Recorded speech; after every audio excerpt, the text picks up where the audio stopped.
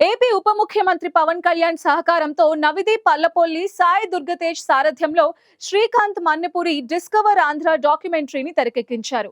ఈ ప్రాజెక్ట్ ని పడాల సురేందర్ రెడ్డి, శ్రావ్య కూనం సంయుక్తంగా నిర్మిస్తున్నారు. ఈ మూవీ టైటిల్ గ్లిమ్స్ లాంచ్ ని ఘనంగా నిర్వహించారు. మనం అందరం సోషల్ మీడియా వాడుతుంటాం అండి, రకరకాలుగా వాడుతుంటాం, మీకు తెలుసది. నేను చాలా రకాలుగా వాడుతుంటాను. నాకు ఒకరోజు ఒక మెసేజ్ వచ్చింది శ్రీకాంత్ నుంచి. కొన్ని ఫోటోలు, కొన్ని క్లిప్స్ అవి పంపించి, సార్ నాకు ఒక ఇష్యూ ఉందండి, మిమ్మల్ని కలవాలి అంటే నేను అది చూశాను ఏంటని. So then I called him and then నాకు దగ్గరలో జిమ్లో ఉంటే వచ్చాడు, కలిశాడు, తన కథ చెప్పాడు. సో బేసికలీ 2014లో స్టార్ట్ అయిన డాక్యుమెంటేషన్ ఆఫ్ వైల్డ్ లైఫ్. అంటే ఆంధ్రప్రదేశ్లో వైల్డ్ లైఫ్ గురించి తనకున్న ప్యాషన్తో, తన సొంత డబ్బులు అంటే I mean his friends and his producers.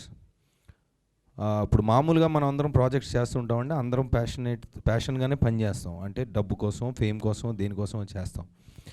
But wild life photography కానీ, వైల్డ్ లైఫ్ అంటే ఇప్పుడు తను చేసిన ప్రయత్నం అనేది కేవలం ప్యాషన్ కోసం. అంటే even today it's not about the money, it's not about అంటే పేరు వస్తుంది అనేది కాకుండా, పేరు ఆబ్వియస్లీ వస్తుంది మనం ఇంత కష్టపడి పనిచేసినప్పుడు. Hello, poster release by Navdeep గారు.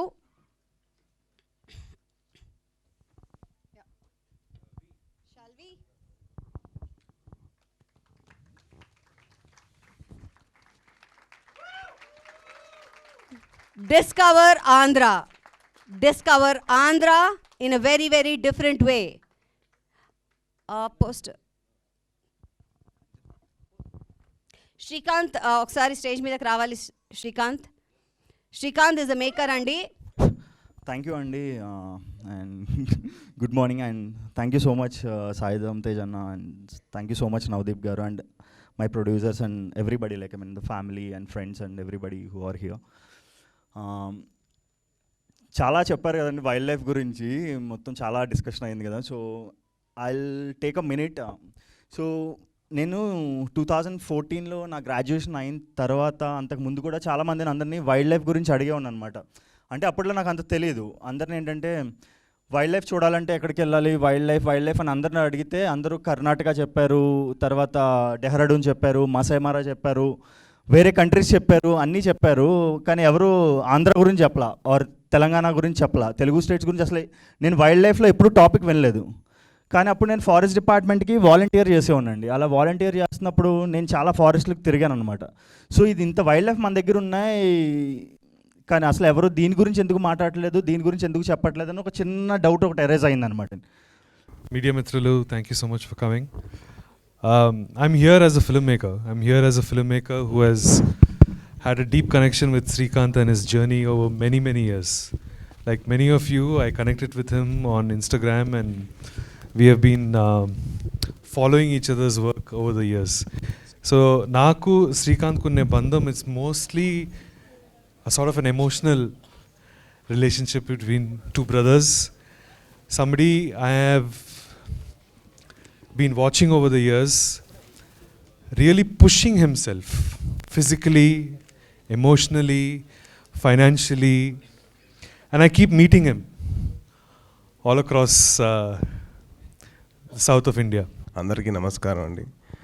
అండ్ మీడియా వారు ఇంత దూరం వచ్చినందుకు I'm very very thankful to support Srikanth. So thank you so much.